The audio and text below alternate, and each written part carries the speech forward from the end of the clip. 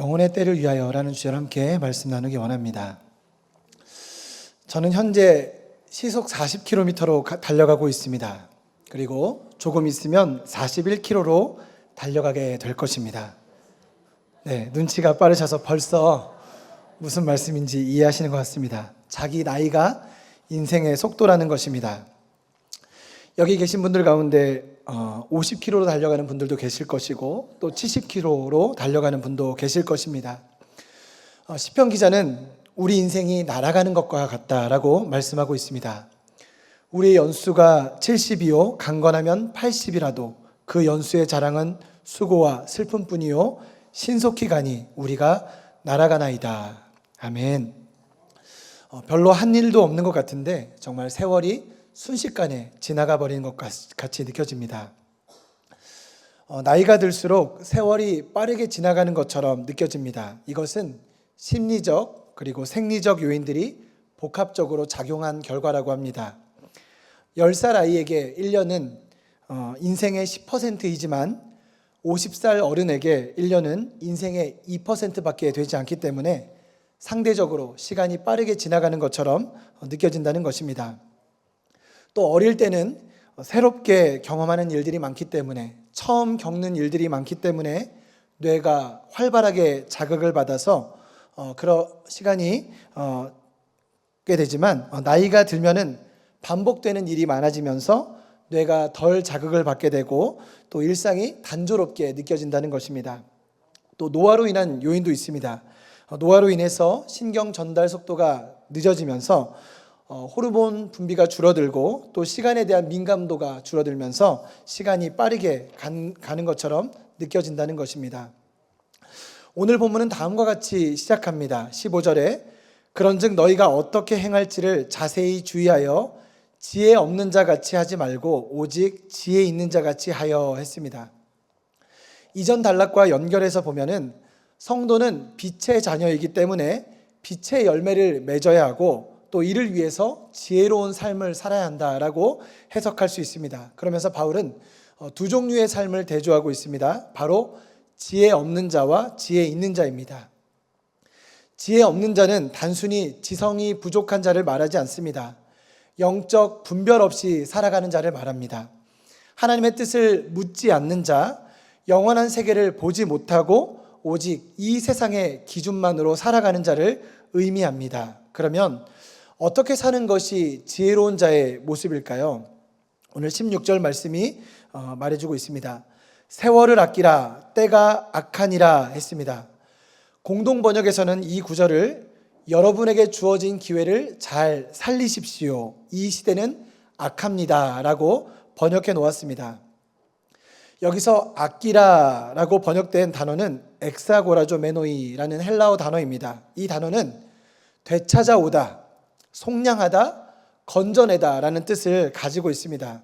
값을 치르고 빼앗긴 것을 되찾아오라 라는 의미를 가지고 있습니다. 또 오늘날로 번역하면은 하나님의 뜻을 성취하는 기회를 놓치지 말라라는 의미로 해석할 수 있습니다. 그 이유는 때가 악하기 때문입니다. 악한 시대가 우리의 시간을 빼앗아가기 때문입니다. 하나님은 우리에게 많은 선물을 주셨습니다. 그 중에서도 가장 공평한 선물은 바로 시간입니다. 시간은 누구에게나 공평합니다. 부유한 사람이건 가난한 사람이건 건강한 사람이건 병든 사람이건 똑똑한 사람이건 그렇지 못한 사람이건 하루는 다 24시간입니다. 그 시간을 어떻게 사용하느냐에 따라 우리 인생이 완전히 달라지고 또 우리의 영혼이 달라지는 것입니다. 여러분은 시간을 어떻게 사용하고 계십니까? 우리는 역사상 가장 많은 여가 시간을 누리고 있습니다. 과학 문명의 발달로 인해서 많은 시간들이 우리에게 허락되었습니다. 그런데 문제는 그 시간을 하나님이 아닌 쾌락을 채우는데 그 시간을 사용하고 있다는 것입니다. 악한 시대는 우리의 시간을 공격합니다. 우리 영혼을 무너뜨리기 위해서 시간을 분산시키고 빼앗고 흩뜨러뜨립니다. 시간이 사라지면 예배가 사라집니다. 시간이 사라지면 기도가 사라집니다. 시간이 사라지면 말씀 묵상이 사라집니다. 그러면 우리 영혼은 무너질 수밖에 없습니다. 많은 사람들이 정말 중요한 것이 무엇인지 알지 못합니다. 이 세상의 것에 마음을 빼앗겨서 정작 해야 될 일에 시간을 투자하거나 마음을 두지 않습니다. 많은 사람들이 세상 지식을 얻기 위해서, 또 인맥을 쌓기 위해서, 또 스펙을 쌓기 위해서 많은 시간과 노력을 기울입니다. 그러나 정작 중요한 하나님을 알아가는 일에는, 그분과 거룩한 교제를 나누는 데는 시간을 들이지 않습니다. 시간을 들이더라도 최소한의 시간만, 자투리 시간만을 할애할 뿐입니다. 사랑한다고 하면서 사랑하는 이와 자주 시간을 보내지 않는다면 그 관계는, 그 사랑은 유지될 수 없습니다. 사랑한다면 그만큼 시간을 투자해야 합니다. 부끄럽지만 집사람과 연애할 때 1년이 365일인데 361일을 만났습니다. 거리가 가까운 것도 아니었습니다. 1시간 이상 가야 하는 거리였는데 361일을 만났습니다. 4일은 집사람이 옆 나라로 단기 선교를 가서 못 만난 것이었습니다. 네. 사랑하면 시간을 내게 되어 있습니다. 가까이 하게 되어 있고 자주 만나게 되어 있습니다. 마찬가지로 하나님을 사랑한다고 한다면 어떻게든 시간을 내게 되어 있고 어떻게든 그분을 만나고자 힘쓰게 되어 있습니다. 예배를 드리는 것이 너무 기쁘고 또 예배가 기대가 됩니다.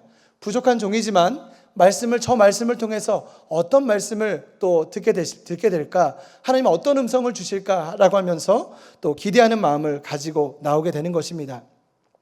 지금 이 자리에 나온 분들 역시 마찬가지입니다. 우리 목사님께서 기도해 주셨지만 정말 직장 생활하면서 얼마나 고단하고 지치십니까? 얼마나 힘드십니까? 그럼에도 불구하고 예배의 자리에 나온 이유가 무엇입니까? 하나님을 사랑하기 때문이 아닙니까? 그렇죠? 네. 하나님을 사랑하기 때문에, 그분의 음성을 듣기 위해서, 그분의 음성을 들어야 이 힘든 세상을, 이 악한 세상을 헤쳐나갈 수 있으니까, 그래서 이 자리에 나온 것 아닙니까? 네. 하나님 말씀을 듣는 자가 복이 있습니다. 성도는 우선순위를 분명히 해야 됩니다. 성도의 우선순위는 하나님의 뜻입니다. 하나님의 뜻을 염두에 두고 해야 하는 것입니다. 공부하는 것도, 직장에 다니는 것도, 자녀를 양육하는 것도 모두가 다 하나님의 영광을 위해서 해야 하는 것입니다. 무작정 열심히 한다고 해서 되는 것이 아닙니다. 분명한 목적이 있습니다. 하나님의 영광을 위해서, 그분을 사랑하니까 우리가 하는 것입니다. 하나님의 뜻에 합당한 사랑, 하나님의 뜻에 합당한 충성만이 하나님께 기억이 되고 그 나라의 영광이 되는 것입니다. 장차 하나님께서 우리의 삶을 결산하실 때가 옵니다. 그때 하나님께서 너는 내 뜻대로 살지 않았구나 라고 하신다면 그 인생은 잘못 산 것입니다. 실패한 인생입니다. 그때 가서 후회해봤자 아무 소용이 없습니다. 엄중한 심판이 기다리고 있을 뿐입니다. 지혜 있는 자는 무엇이 진정 의미가 있는지, 무엇이 영원한지를 알기 때문에 가치 있는 일, 의미 있는 일, 곧 하나님 나라를 위해서 자기 인생을 채워갑니다. 사랑하는 여러분, 때가 악합니다. 우리는 인생을 허비하게 만드는 시대에 살고 있습니다. 조금만 방심하면 우리의 시간을 그냥 흘려보내게 됩니다. 조금만 방심하면 유튜브로 30분, 1시간을 그냥 흘려보내게 됩니다. 조금만 방심하면 다른 사람과 2시간, 3시간 의미 없는 대화로 우리의 시간을 낭비하게 됩니다. 그렇게 우리의 시간을 도둑 맞아서는 안 됩니다. 깨어서 주의 일에 힘쓰는 저와 여러분 되시기를 간절히 소원합니다. 그러면 어떻게 하나님의 뜻을 알 수 있습니까? 18절 말씀에서 그 답을 찾을 수 있습니다. 술 취하지 말라, 이는 방탕한 것이니 오직 성령으로 충만함을 받으라 했습니다. 성령님과 동행할 때 하나님의 뜻을 알 수 있습니다. 성도의 삶에 나타나는 가장 큰 특징은 성령님과 동행하는 것입니다. 바울은 여기에서 술 취함과 성령 충만을 비교하고 있습니다. 성경을 연구하는 학자들에 따르면 당시 이방인들은 감정적 기쁨을 얻기 위해서, 근심에서 해방되기 위해서, 또 신들과 깊은 교제를 누리기 위해서 술 취했다고 합니다. 이에 바울은 에베소 교회 성도들에게 하나님과 교제하며 기쁨을 얻기 위해서는 성령으로 충만해야 한다라고 말하고 있습니다. 세상 사람들은 술에 관대합니다. 스트레스를 풀기 위해서, 또 건강을 위해서, 혈압을 높이기 위해서, 또 원만한 대인관계와 직장 생활을 위해서 술 한 잔 마시는 것은 괜찮다라고 말합니다. 그러나 성경은 말씀합니다. 육체의 일은 분명하니 곧 음행과 더러운 것과 호색과 우상숭배와 주술과 원수 맺는 것과 분쟁과 시기와 분냄과 당 짓는 것과 분열함과 이단과 투기와 술 취함과 방탕함과 또 그와 같은 것들이라. 전에 너희에게 경계한 것 같이 경계하노니 이런 일을 하는 자들은 하나님의 나라를 유업으로 받지 못할 것이요. 아멘. 분명히 하나님 나라를 유업으로 얻지 못하는 자들의 목록에 술 취하는 자가 포함되어 있음을 보게 됩니다. 여기서 말하는 술 취함은 단순히 음주 문제만을 말하는 것이 아니라 감정, 욕망, 본능, 쾌락에 지배되는 상태를 의미하는 것입니다. 술 취하지 말라, 이는 방탕한 것이니, 이 구절을 원문으로 보면 술 취하지 말라, 거기에 방탕함이 있다라는 뜻이 됩니다. 술 취하면은 방탕함이 뒤따른다는 것입니다. 술은 우리의 판단을 흐리고 마음의 경계를 낮추며 성령의 다스림을 방해합니다. 그래서 마귀에게 틈을 주게 하는 것입니다. 술 취한 사람은 평소 하지 않던 말을 합니다. 평소에 하지 않던 행동을 합니다. 그리고 자신의 감정을 통제하지 못합니다. 그래서 말실수와 성적인 죄와 폭력과 관계의 파괴가 뒤따르게 됩니다. 아마 여러분 주변에서 많이 보셨을 것입니다. 술 취하면 개가 된다는 말이 있을 정도로, 술 취하면 자신의 의지를 통제하지 못해서 걸음을 비틀거리고 또 넘어지고, 또한 하지 말아야 될 행동들을 하지 않습니까? 하나님의 사람이 비틀거리면서 걷는 것이 맞습니까? 하나님의 사람이 비틀거리면서 예배당에 나와서 예배 드리는 것이 맞습니까? 하나님의 사람은 온전한 모습으로 하나님 앞에 나와서 예배하는 것입니다. 절대로 흐트러지거나 비틀거리지 않습니다. 바울은 오직 성령의 충만함을 받으라라고 했습니다. 한글 성경에는 오직이라고 되어 있지만 영어 성경에는 not but 구문을 사용해서 전자를 부정하면서 후자를 강조하는 용법을 사용하고 있습니다. 그래서 술에 취하는 대신 성령에 취하라라고 말씀하고 있는 것입니다. 너희는 성령에 의해서 채워져야 한다. 성령이 너를 주관하시도록 해라. 세상의 황홀경에 취하지 말고 거룩한 성령에 취하라라고 말씀하고 있는 것입니다. 하나님의 사람은, 성도는 우리의 마음과 생각을 성령께서 이끌어 가시도록 주권을 내어드리는 자입니다. 이 본문이 원문에는 현재형으로 되어 있고 수동태로 되어 있고 명령법으로 되어 있습니다. 현재형은 지금도 계속해서, 즉 한 번의 사건으로 끝나는 것이 아니라 계속 반복되는 과정을 의미합니다. 한 번 성령의 충만함을 받고 끝나는 것이 아니라 이 상태가 계속 지속될 수 있도록 계속해서 사모하고 끊임없이 성령을 추구해야 한다는 의미가 있습니다. 수동태는 내가 스스로 할 수 있는 것이 아니라 하나님께서 주권적으로 하시는 일임을 의미합니다. 내가 기도한다고 해서, 내가 노력한다고 해서 되는 것이 아니라 하나님이 임재하시고 하나님의 영이 임할 때 성령으로 충만해질 수 있는 것입니다. 또한 명령법이라는 것은 선택이 아니라 필수임을 의미합니다. 이것은 반드시 성령 충만은 받아도 되고 안 되는 것이 아니라 하나님의 사람이라면, 성도라면 반드시 받아야 한다는 것을 의미하고 있습니다. 여러분은 어떻습니까? 무엇이 여러분의 삶을 주장하고 있습니까? 혹시 술입니까? 아니면 돈입니까? 아니면 자녀입니까? 아니면 건강에 대한 염려입니까?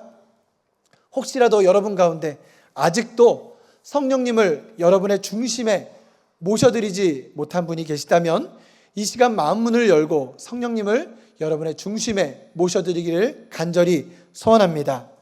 또 성령님을 여러분 가운데 모셔드렸지만 그 성령님이 여러분의 삶을 이끌어가지 않고 여러분이 중심되어서 여러분이 삶을 이끌어가고 있다면, 성령님을 변두리에 두고 계시다면 성령님께서 여러분의 중심에 오셔서 여러분을 다스리도록 하실 수 있기를 간절히 소원합니다. 그래야만 방탕한 삶을 피할 수 있기 때문입니다. 그러면 우리는 어떻게 성령 충만을 받을 수 있습니까? 원문에는 성령으로 충만함을 받으라, 이 동사에 4개의 분사가 같이 따라오고 있습니다. 그것은 화답하며, 찬송하며, 감사하며, 복종하며 4개의 분사가 동사를 수식하고 있습니다. 바꾸어 생각하면 성령 충만하기 위해서는 이 4가지에 집중해야 한다는 것입니다. 첫째로 예배입니다. 우리 19절 상반절 말씀에 시와 찬송과 신령한 노래들로 서로 화답하며 했습니다. 시와 찬송과 신령한 노래들로 서로 화답한다는 것은 공동체가 모여서 함께 예배드리는 것을 의미합니다. 하나님은 우리의 예배를 기뻐하십니다. 우리가 예배할 때, 우리가 전심으로 그분을 찾을 때에 성령께서 강하게 역사하십니다. 그러므로 우리는 예배를 소중히 여겨야 합니다. 예배를 드릴 때에도 우리가 온 마음을 다해서 전심으로 하나님을 예배해야 합니다. 예배를 통해서 성령의 임재를 경험할 수 있습니다. 언제부터인가 우리나라에 주 5일제가 시작되었습니다. 지금 주 5일제를 넘어서 4.5일제를 해야 된다, 주 4일제를 해야 된다는 그런 의견들도 나오고 있습니다. 주 5일제가 시행되면서 주일에 놀러 가는 사람들이 많아졌습니다. 주말에 산으로 들로 또 여행 다니는 사람들이 많아지면서 교회에 예배드리러 오시는 분들의 숫자가 현저하게 줄어들었습니다. 그런데 주 5일제는 여러모로 좋지 않습니다. 경제적인 측면에서도 수익이 줄어들 수밖에 없습니다. 그만큼 일을 적게 하니까 수익이 줄어들 수밖에 없는 것입니다. 수익이 줄면 손실을 충당하기 위해서 물건값을 올려야 합니다. 물가가 오르면 노동자의 임금이 올라갑니다. 그러면 고임금으로 인해서 국가의 경쟁력이 떨어지게 됩니다. 내수가 활발하지 않으니 경기는 침체됩니다. 그런데도 많은 사람들이 주말을 이용해서 놀러 다닙니다. 수입은 적은데 지출이 많으니 가정 경제가 어려워질 수밖에 없습니다. 국가 경제도 나빠질 수밖에 없습니다.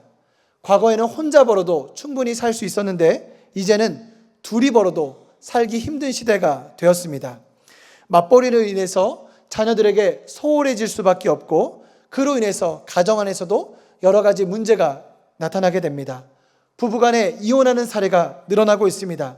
어린이, 청소년 문제도 점점 심각해져 가고 있습니다. 이것이 오늘날 우리 한국 사회의 현실이라는 것입니다. 문제는 그리스도인들도 여기서 자유롭지 못하다는 것입니다. 그리스도인이면서 성도면서 하나님을 예배하는데 집중하지 않는 것입니다. 하나님을 예배하는데 우선순위를 두지 않는 것입니다. 어쩌다 한번 놀러 가는 것을 얘기하는 것이 아닙니다. 성도의 우선순위는 하나님을 예배하는 것이고 그분을 즐거워하는 것이고 그분을 기쁘게 하는 것인데 매번 놀러 가는 것입니다. 예배를 빠지고 놀러 가는 것입니다. 예배를 드리는 시간도 온전하게 드리지 않습니다. 그 시간도 온전히 집중하지 못합니다. 겨우 1시간 예배 드리는데 그 시간에도 핸드폰을 보고 그 시간에도 문자를 보내고 그 시간에도 다른 생각에 빠져 있다는 것입니다. 너무 피곤하니까 그 시간조차도 온전히 집중하지 못합니다. 그러니 점점 예배가 축소될 수밖에 없고 점점 예배 횟수가 줄어들 수밖에 없는 것입니다. 역사적으로 보아도 물질 문명의 발달은 기독교의 쇠퇴를 가져왔습니다.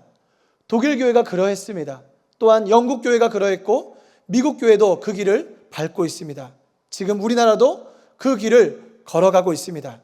그래서 많은 목사님들이 걱정하고 있습니다. 앞으로 기독교는 두 부류로 나뉘게 될 거라고 말합니다. 그럭저럭 종교 생활하는 사람과 정말 철저하게 하나님께 중심을 두고 신앙생활하는 사람으로 나뉘게 될 거라고 예상하고 있습니다. 적어도 우리 은평교회 성도들만큼은 끝까지 예배의 자리를 지키며 주어진 사명을 성실하게 감당해내시기를 간절히 소원합니다. 둘째로 찬양입니다. 19절 하반절에 너희 마음으로 주께 노래하며 찬송하며 했습니다. 하나님이 우리를 지으신 목적은 당신을 찬송하도록 하기 위함이라고 이사야서 43장 21절은 말씀하고 있습니다. 또한 하나님은 찬송 중에 거하시는 분이십니다. 이스라엘의 찬송 중에 계시는 주여, 주는 거룩하시니이다. 그러므로 우리는 찬양을 통해서 하나님께 영광 돌려야 합니다. 여러분, 찬양은 누구에게 하는 것입니까? 네, 하나님께, 주께 하는 것입니다. 주님만이 우리의 찬양의 이유가 되시고, 주님만이 우리의 목적이 되시고, 주님만이 찬양의 대상이 되십니다. 여기서 너희 마음으로 라는 말은 마음을 다해서, 전심으로, 중심으로 라는 뜻입니다. 우리가 진심으로, 전심으로 하나님을 찬양할 때 성령의 역사를 경험하게 됩니다. 우리 교회 자랑 중에 하나가 찬양대입니다. 그쵸? 네. 제가 여쭤봤어야 되는데 안 물어보셔서 대답을 못 하신 거죠? 우리 교회 찬양대가 너무 아름답습니다. 2부, 3부, 4부 뿐만 아니라 오늘 수요 찬양 너무 은혜롭습니다. 찬양대에 정말 더 많은 사람들이 함께 하나님께 찬양 올려드렸으면 좋겠습니다. 연말에 어디로 가야 될까 고민하지 마시고 찬양대에 가시면 돼요. 물론 아무나 뽑아주진 않겠죠. 하지만 찬양대에 가셔서 은사가 있는 분이라면, 정말 찬양을 통해서 하나님을 기쁘시게 하고 싶고, 정말 찬양할 때 너무 기쁜 분이라면, 즐거운 분이라면 함께 하나님께 영광 돌리는 그런 우리 성도님들이 다 되셨으면 좋겠습니다. 셋째로 감사입니다. 20절에 범사에 우리 주 예수 그리스도의 이름으로 항상 아버지 하나님께 감사하며 했습니다. 여기서 감사하며 라고 번역된 유카리스툰테스라는 단어는 은혜를 말하다 라는 뜻을 가지고 있습니다. 그래서 감사는 하나님의 은혜를 체험한 사람만이 할 수 있다는 의미를 지니고 있습니다. 범사에 라는 말은 어떠한 상황에서도 라는 뜻이고, 항상이라는 말은 언제나 라는 말입니다. 그래서 바울은 우리 주 예수 그리스도의 이름으로 감사라고 했습니다. 여기서 이름으로 라고 번역된 단어 역시 이름 안에서, 이름을 통하여 라는 뜻으로 성도는 그리스도 안에서, 그리스도를 통해서 감사해야 한다라고 말씀하고 있습니다.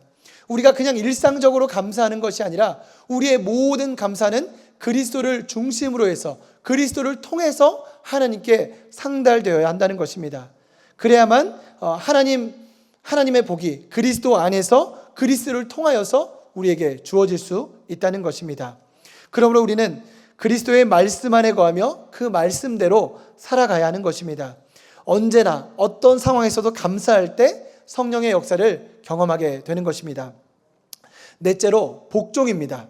21절에 그리스도를 경외함으로 피차 복종하라 했습니다. 자신을 낮추고 상대방을 존중하라는 것입니다. 서로에게 종이 되어서 섬기라는 뜻입니다. 그리스도를 경외하는 일과 피차 복종하는 일은 서로 연결되어 있습니다. 무슨 말입니까?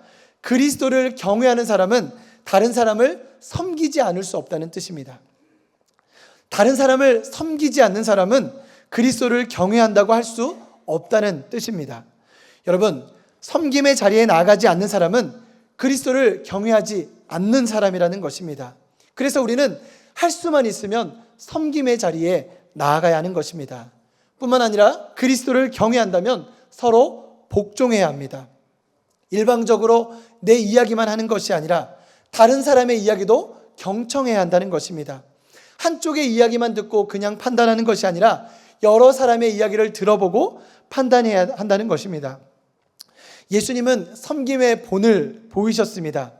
하늘 보좌를 버리고 스스로 낮아지셔서 인간이 되셨습니다. 뿐만 아니라 십자가에 죽기까지 낮아지셨습니다. 그 이유는 하나님의 뜻에 순종하기 위함이었습니다. 예수님은 모든 것을 가지신 자시고 또한 부유하신 자십니다. 그런데 스스로 가난하게 되셨습니다. 그렇게 가난한 우리를 부유하게 만드셨습니다. 예수님을 본받아서 우리 역시도 다른 사람을 자신보다 낮게 여겨야 합니다. 다른 사람을 섬기려고 노력해야 됩니다. 그러면 우리 안에 있는 많은 다툼과 분열과 갈등이 사라지게 될 것입니다. 그럴 때 우리는 성령의 역사를 경험하게 되는 것입니다. 성령 충만은 성령님께 길들어지는 것을 말합니다. 매 순간 그분의 음성을 의식하고 민감하게 반응하는 것을 말합니다. 그러기 위해서는 정기적으로 말씀을 읽어야 합니다. 그 말씀을 붙잡고 기도해야 합니다. 경건의 시간을 확보해야 합니다. 성령 충만은 관계를 통해서도 확인할 수 있습니다. 성령 충만한 성도는 예배를 통해서 하나님과 깊은 교제를 누립니다. 내가 예배의 자리에 나아가는 것이 부담스럽게 느껴진다면, 예배를 드려도 말씀이 내 안에 들어오지 않는다면 분명히 하나님과의 관계에 문제가 있다는 뜻입니다. 성령 충만한 성도는 예배의 자리에 부지런히 나아갈 수밖에 없습니다. 또한 성령 충만한 성도는 다른 사람을 돌보고 섬기는 자리에 나아갑니다. 섬김의 자리에 나아가는 사람이 성령 충만한 사람입니다. 성령 충만하다고 하는데 다른 사람을 섬기는 자리에 나아가지 않는다면 그것은 성경의 진리와 맞지 않습니다. 오늘 본문은 세 가지를 강조하고 있습니다. 첫째로 어떻게 행할지를 자세히 주의하라고 말씀하고 있습니다. 그냥 대충 살지 말라는 것입니다. 지혜롭게 살라는 것입니다. 하나님의 뜻이 무엇인지를 분별하여서 주의 뜻에 맞게 합당하게 살아가라는 것입니다. 두 번째로 세월을 아끼라는 것입니다. 그 이유는 무엇입니까? 시간이 없기 때문입니까? 아닙니다. 때가 악하기 때문입니다. 악한 시대가 우리의 소중한 시간을 빼앗아 가기 때문입니다. 우리는 시간을 낭비하는 것이 아니라 그 시간을 건져내는 삶을 살아야 합니다. 이 땅에 썩어 없어질 것들이 아니라 영원한 하나님 나라를 위해 살아갈 때 그것이 시간을 건져 올리는 삶입니다. 셋째로 주의 뜻을 분별하여서 성령으로 충만함을 받으라고 말씀하고 있습니다. 내 뜻대로 내 힘으로 살아가는 것이 아니라 성령의 지배를 받으며 살아가야 한다는 뜻입니다. 말씀을 맺겠습니다. 사랑하는 여러분, 우리는 모두 이 땅에 잠시 머물다 가는 나그네입니다. 믿으십니까? 네, 인정하십니까? 네, 우리는 다 나그네입니다. 어느 것 하나 다 가져갈 수 없고 모든 것을 다 내려놓아야 합니다. 내가 붙들고 있는 모든 것들, 시간, 물질, 돈, 자녀, 모든 것이, 건강 다 내려놓아야 한다는 것입니다. 그것들은 분명 소중한 것이지만 우리와 영원히 함께 할 수는 없는 것들입니다. 우리가 가져갈 수 있는 것은 단 하나밖에 없습니다. 바로 우리의 영혼입니다. 우리는 내일을 장담할 수 없습니다. 그리고 우리에게 남겨진 시간이 많지 않습니다. 그러므로 영혼의 때를 준비해야 합니다. 악한 시대는 우리의 시간을 빼앗아 갑니다. 조금씩 빼앗긴 시간이 결국 우리의 영혼을 황폐하게 만듭니다. 이 시간 우리의 잠든 심령을 깨워서 세상에 빼앗겼던 시간을 주님께 다시 돌려드리기를 소원합니다. 주님을 위해 산 것만이, 주님께 드린 것만이 진정 의미가 있고 가치가 있음을 기억하면서 우리의 하루, 우리의 한 달, 우리의 남은 인생이 오직 주님의 영광을 위한 삶이 되기를 간절히 소원합니다.